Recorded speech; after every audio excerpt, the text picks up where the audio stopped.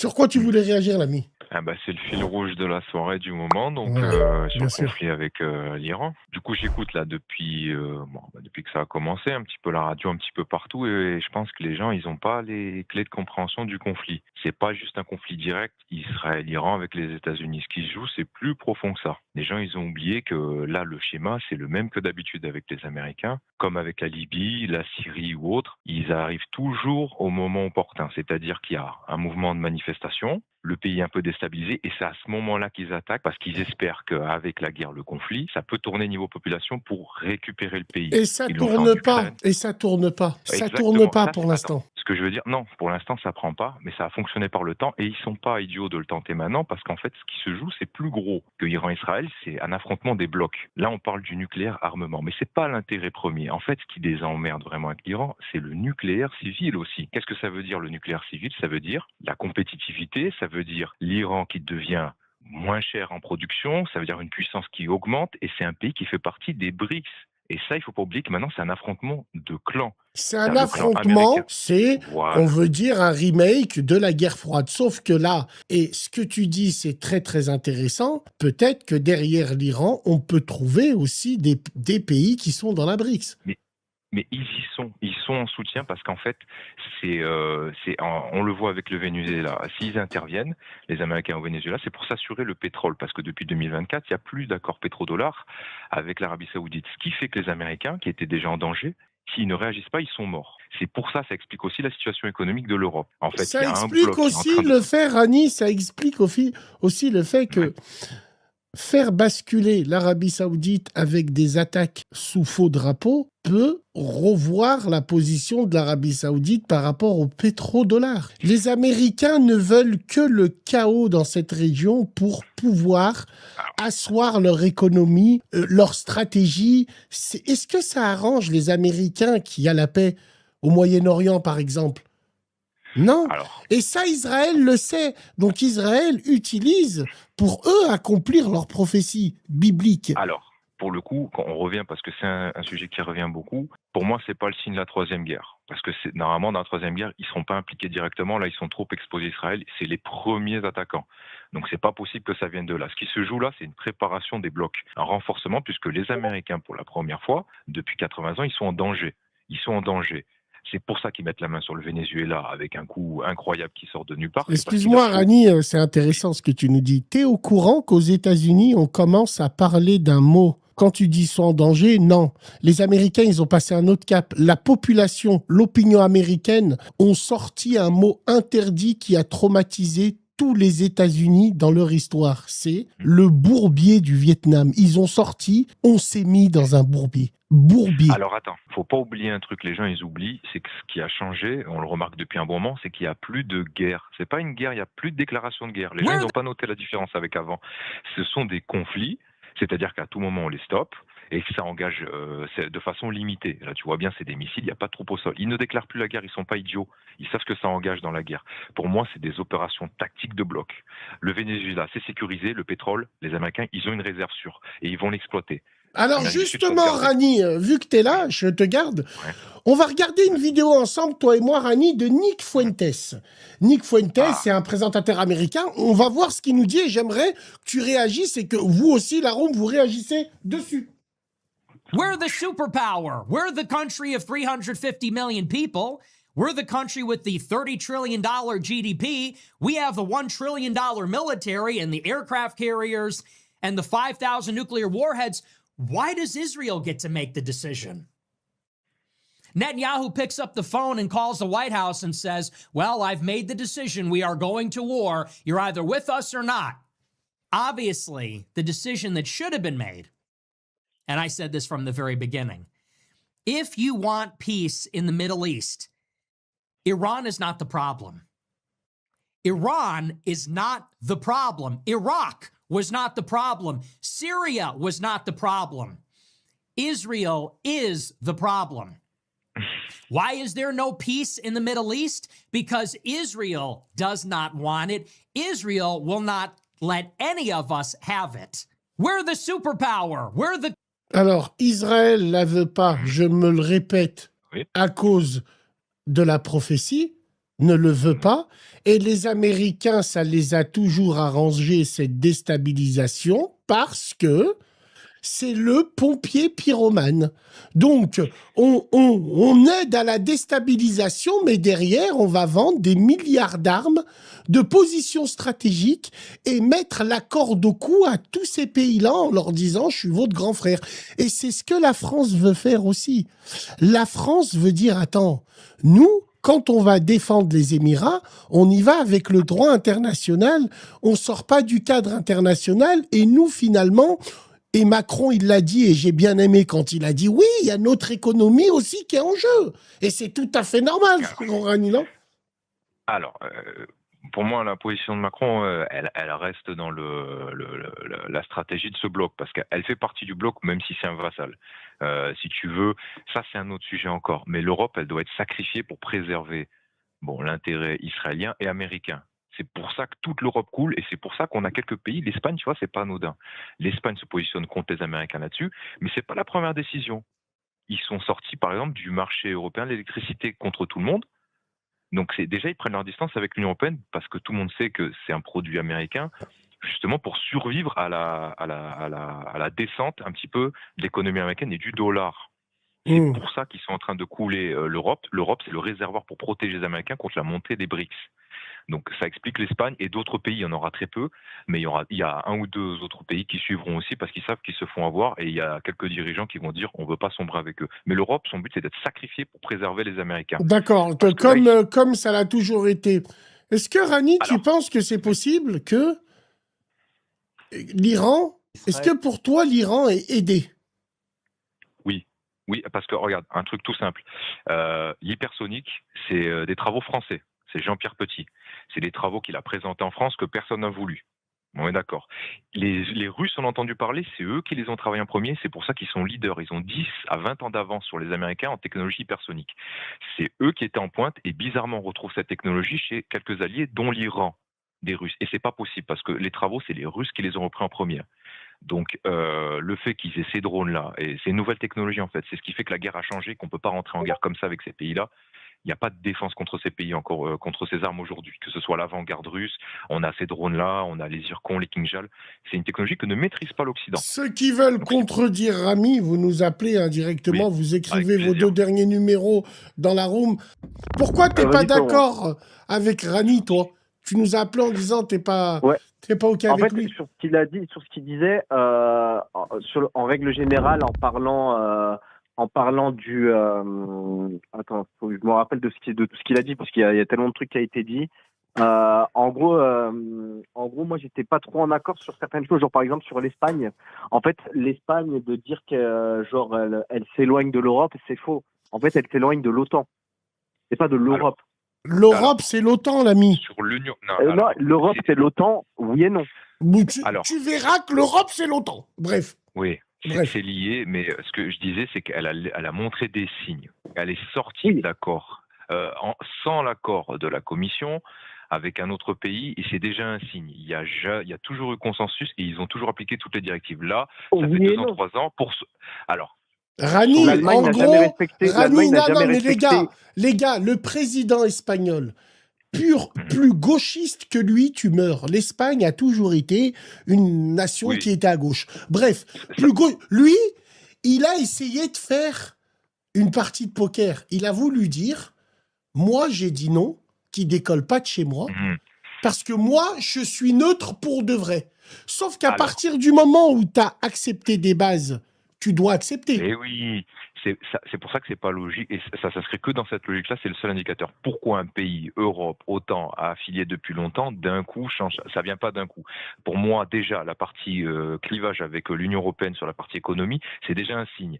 C'est un signe que c'est un pays qui peut quand même s'éloigner un tout petit peu en sachant que son destin, il est lié à l'Europe qui va couler pour les États-Unis. Mais regarde l'Allemagne, ça fait des années qu'elle est éloignée. On fait genre l'Allemagne, c'est genre le couple franco-allemand, tu vois, on fait genre ça. Ça fait des années, oui, je sais. Ça n'existe pas, ça. Mais l'Allemagne n'a jamais respecté toutes les directives de l'Europe. Elle a toujours fait tout pour saboter l'Europe. et arranger ses décisions pour que l'Europe plie face à l'Allemagne. Alors, Et l'Europe s'est toujours mais- pliée face à Alors, l'Allemagne. et surtout, les gars, j'aimerais avoir votre position, et ceux qui nous appellent aussi, là. C'est bouillant. La position sur le Liban. Le Liban est très intéressant. On a Tsahal qui veulent créer une zone tampon. Une zone tampon. Oui. Sauf que la France est un ami de très très longue date du Liban. Qu'est-ce que la France peut négocier? La diplomatie à la française. Et l'Israélien, ben, s'il n'a pas ses intérêts, il va dire à la France, tu veux pas que j'envahisse le Liban et tu veux qu'on te mette en avant? D'accord, frappez l'Iran. Vous voulez pas qu'on envahisse le Liban? Frappez l'Iran. Et comment frapper l'Iran? Il la frappe pas directement, l'Iran. Non, non. Il va juste intercepter les missiles. En fait, ils vont aider à épuiser l'Iran. Est-ce que vous comprenez? Au lieu que ça Oui, soit les bien sûr. Américains et les Israéliens qui vont répondre pour protéger, pour contrecarrer les missiles, ben là, il y a la France en plus. Mais Et tu sais, la Bassam, France, tout à l'heure, c'est il y les avait rafales. Hein. C'est les Je voulais rafales. te dire, Bon. Bassam, je voulais te dire tout à l'heure, il y avait l'ambassadeur d'Israël qui était sur BFM. Il a dit que lui, il aimerait que le Liban redevienne ce qu'elle était la Suisse du Moyen-Orient.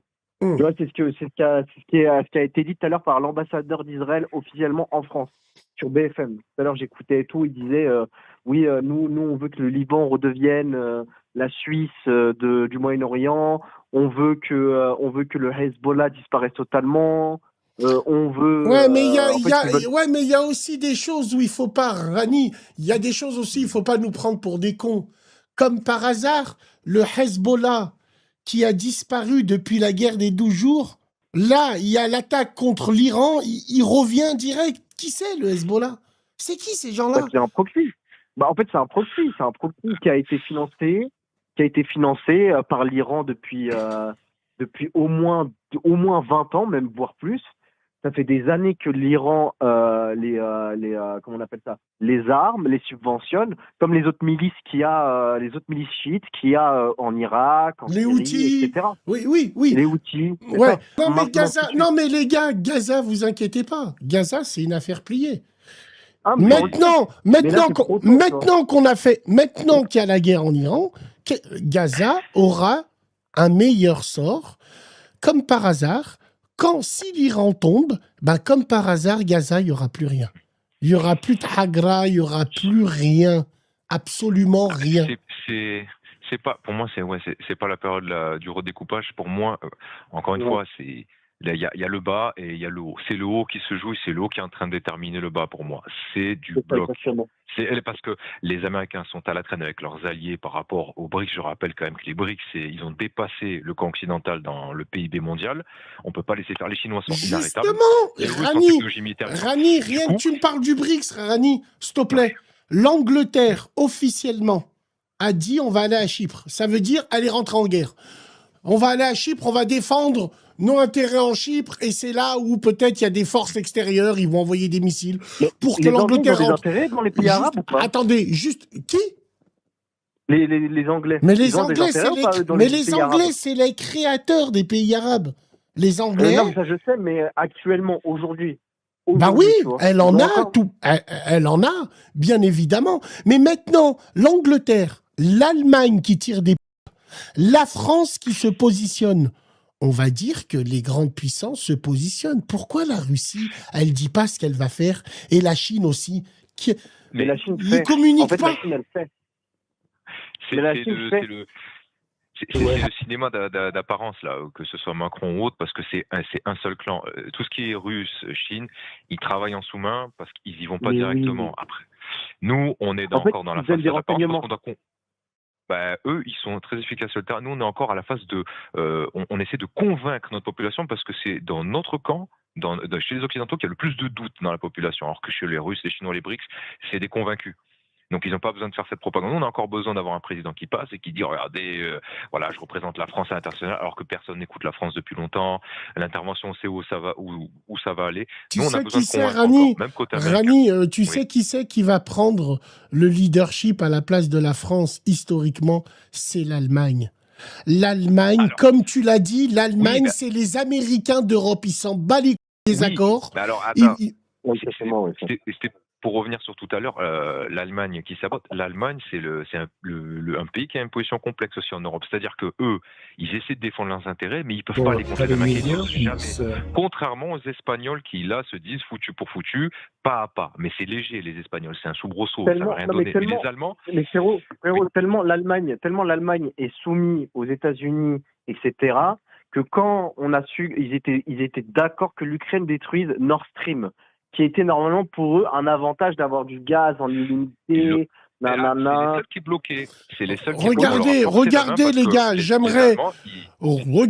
gars, j'aimerais vous montrer quelque chose qui justement dans leur stratégie, la mayonnaise n'a pas pris, et je me demande si elle va prendre. Des grandes foules à travers l'Iran réclament des représailles contre les États-Unis et Israël.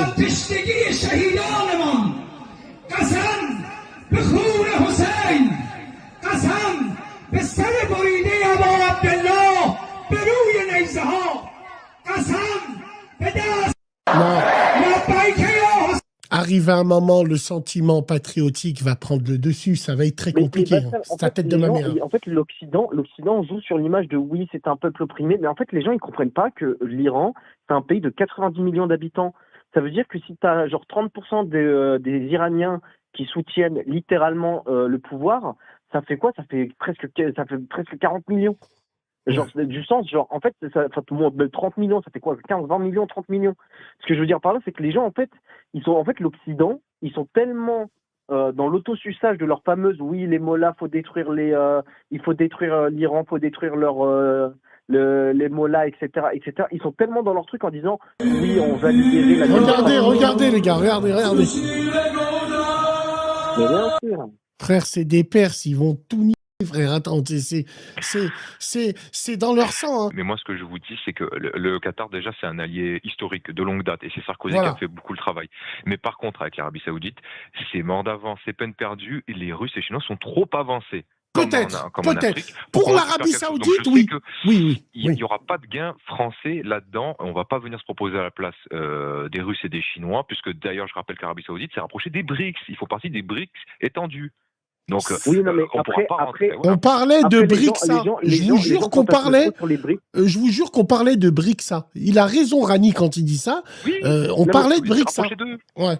Non, mais Bassem, après, les gens fantasment trop sur les BRICS parce que entre eux, ils sont en désaccord. Faut arrêter 5 minutes de dire les BRICS sont tous ensemble comme si c'était l'Union européenne ou machin. Non, les BRICS, déjà, entre eux, écoute, déjà, entre eux, ils sont pas d'accord. T'as l'Inde qui suce à perte Israël, t'as l'Inde qui fait partie des BRICS, qui suce à perte Israël et les États-Unis. L'Inde, on parle de l'Inde, hein, qui est le pays qui a énormément d'habitants en termes de PIB, etc., etc. Et ça fait partie des BRICS.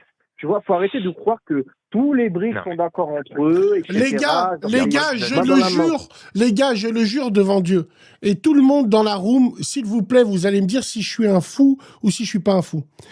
S'il y avait eu quelque chose à gratter dans le Cachemire entre l'Inde et le Pakistan, niveau métaux, richesses, hydrocarbures, si demain il y a du coltan qu'on a besoin pour nos téléphones qui pousse là-bas, ils déclencheront une guerre. Illico presto. Pakistan, Inde, c'est le rêve de les voir en guerre, sauf qu'il n'y a pas de raison pour l'instant. Il n'y a aucune raison. Aucune. C'est plus dur. Aucune. Ça va être plus dur l'Inde, encore une fois, même s'il n'y a pas de... Il faut arrêter ce fantasme des BRICS, en fait. C'est ça que je veux dire. Faut arrêter de dire... Non, mais les BRICS, ça existe. Ce que je veux dire par là, c'est que les BRICS, ça existe. Oui, c'est le côté russe-Chine. On est d'accord. Russe et chinois. Mais sinon, il y a beaucoup de... Non, mais il y a plein d'autres pays. Il y a des pays africains, etc. Mais ce que je veux dire par là, c'est que déjà, entre eux, ils sont en désaccord, les BRICS, sur certains points stratégiques, sur certains alliés. Par exemple, le Pakistan est pro-Arabie Saoudite, alors que l'Inde est anti-Arabie Saoudite. Et puis c'est vrai, la BRICS, j'ai l'impression que c'est un vieux serpent de mer. On en parle beaucoup, mais qu'est-ce qu'il a fait? Il agit en quoi? Je vous donne. Alors, c'est pour ça que c'est intéressant, c'est que c'est pas. Nous, on a le modèle de l'Union européenne. Non, c'est pas un État fédéral comme on essaie de faire en Union européenne. C'est des pays qui partagent, qui privilégient des accords économiques et de développement et technologiques. C'est ça. Après les alliances, bien sûr qu'il y a beaucoup plus de marge de manœuvre chez les BRICS que l'Union européenne où tout est verrouillé ou l'OTAN. Mais il faut pas oublier que on peut pas. Là, comme ils ont dépassé la part de l'Occident dans le PIB, même l'Inde. avec sa population, elle va se poser la question, elle va trancher entre une Europe qui est en train de décliner et les Américains qui devront prendre le lead. Si jamais ils sont liés avec eux, ils seront vassaux, ou les BRICS, où on a un partenariat économique, technologique, et on nous laisse une marge de manœuvre. Et faut surtout donc, pas ils vont oublier vite les trancher. frères. C'est une alliance très costaud. Il faut surtout pas En fait, oublier attends. les frères, c'est pas une alliance militaire. Hein. La BRICS, Non. c'est avant tout Économique, technologique. économique et technologique, tout simplement. Oui, Ouais. et Bassem, les gens oublient souvent. En fait, il y en a qui disent ouais, pourquoi les Chinois, pourquoi les Russes n'aident pas l'Iran alors qu'ils sont alliés. En fait, ce que vous ne comprenez pas, c'est qu'ils aident l'Iran parce que les États-Unis, et ça a été sorti, ça a été dit, les États-Unis, même Trump, t'as vu, il a changé 4 fois de discours, 5 fois de discours en 3 jours, parce qu'en fait, il s'attendait pas que l'Iran ait une réponse aussi fatale et avec des armes qu'ils ne connaissaient même pas, genre des missiles à fragmentation. Ouais. Ils étaient même pas au courant, t'imagines, alors que les États-Unis et Israël, c'est les 2 pays du monde où il y a les meilleurs renseignements. Ils étaient même pas au courant que l'Iran avait ces armes-là qui sont de fabrication chinoise. Après, attention, on va finir parce qu'on peut parler toute la nuit avec vous, tellement que c'est passionnant, mais justement, on disait que le talon d'Achille, par exemple, est peut-être le renseignement iranien qui font l'agent double. Vous y croyez, vous, par exemple, à Homs ou à Coms, je crois, les 88 personnes qui devaient réélire le guide suprême, ils ont tous été morts apparemment, ils ont été frappés. Au renseignement iranien envers Tsahal direct. Bref, on va faire tourner la parole sur ça. En tout cas, merci Rani, merci le frère qui nous a appelés. Revenez quand vous voulez.